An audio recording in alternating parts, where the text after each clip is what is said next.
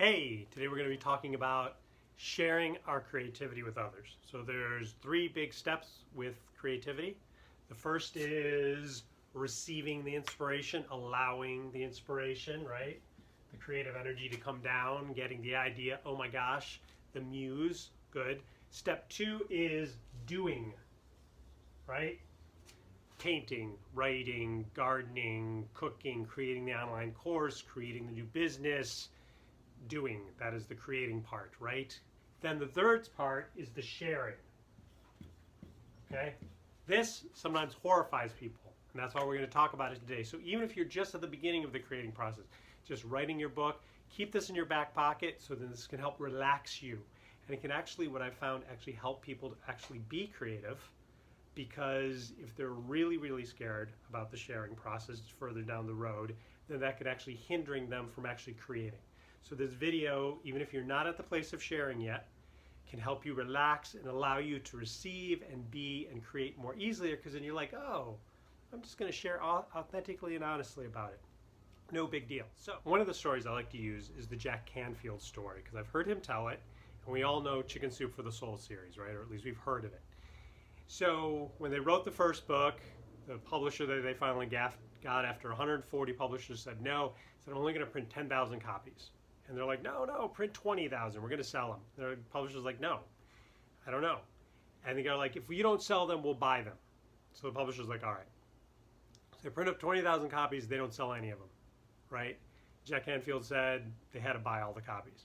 So then he spent something like $15,000 of his own money the following year and took marketing courses, because he said he realized he needed to learn how to tell people about the book, right? He needed to learn how to authentically and honestly share about it. And then that's what marketing was all about. And then they put into place, they slowly started doing one thing after another. Supposedly they had a huge cork board with all these little Post-its on it. And every day they did at least one of them. And then within a year and a half, they're on a bestseller list. Okay, so that's the story. So how can we take that and use that for ourselves? The idea is honestly and authentically, right? We don't want to talk about selling, because we don't want to talk about marketing necessarily. We've seen enough ads, right? Now we watch Netflix and Hulu, and we'll pay the extra money so we don't have the ads just bombarding us, right? Because that's the old way. That's the old way of selling something, and it just doesn't work. That's 20th century thinking.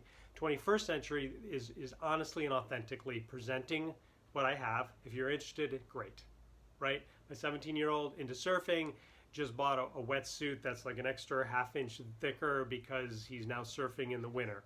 And it said, you know, it'll keep your body warm for X amount of time and X amount of cold water temperature, honestly and authentically. This is what the product does. Are you interested? Fantastic, right? So how do we do that for ourselves? How can we take this for ourselves? The first test, one of the first things when we honestly and authentically going to share, we do a test. So, and everyone does this. Major products, movies, right? They get a test audience, right? So if you have a book, if you have a course, if you have this, you start talking about it with people and see if they're interested, right? And if they're, or you give them a little sample piece, or you put on a little something for your church or synagogue or temple, and you do it for free. You test out the material, right? You test it out. And the second thing is you always do it with multiple people. You never do it with one person. So when I often work with writers and they're at a certain point, they're going to share what they've written, I always say at least 3 or 4, maybe 5 people you ask. And the reason being is at least one of those people usually never does it. Life gets busy. It's not that they're mean or vicious or they want to squash your dreams. None of that. It's just life gets busy. They never get around to it. So if I only go to that one person and then they never do it, that could destroy me, right? Destroy is a strong word, but you get what I'm saying. So you always go for at least 3, 4, or 5 people. So if one person doesn't do it, that's okay. Then you give it to them, and then you get the feedback, and you want to get feedback from multiple people, because if one person comes back and says, I didn't like it, or this part didn't work, or what about this, I didn't get it, you don't know. It's one person, right? Did they get it? Did they not get it? But if 2 or 3 people come back and say, hey, this part of the story, or this part of the course, or what did you mean by this, then that's fantastic feedback. I want to know that. I want to know what slowed them down. I want to know what confused them. I want to know what didn't make sense, because I can change that, right? That's the whole part of the creation process. That's the art, whether it be a book or a course, it's communication from one human being to another. If they're not getting it, it's either them, are they smart enough? Is that material for them? Or it's me and the communication is not there, so I can change that. So we always want to test it out. We want to do it with multiple people, right? So we just don't take one person's word, because if numerous people come back and say it's great, fantastic, and then what parts, and we want to check into that, make that even better. And the third part that people often don't remember is a timeline. So you want to set a timeline for 2 reasons. One, you want to set a timeline for you, so you actually get it done, right? And you actually share it. The other is a timeline for other people. So the timeline for you may look like when I wrote 3 screenplays before I wrote Space Spiders on prom day, right? Excellent, the novel. Action, adventure, romance, over the top, fantastic. That's authentic sharing. That's honest and authentic sharing for you, right? Holidays might be coming up, somebody's birthday. Awesome way to get people to read and enjoy. As my friend Nipper says, reading a novel every day is like going on a mini vacation. And who couldn't use a mini vacation with a little more action, adventure, and romance, right? All right, so timeline, so screenplays. I wrote 3 screenplays before I wrote, sometimes I say 4, but the first one was terrible. I wrote 3 screenplays before Space Spiders on Prom Day. That's where I learned story structure, how to tell a story.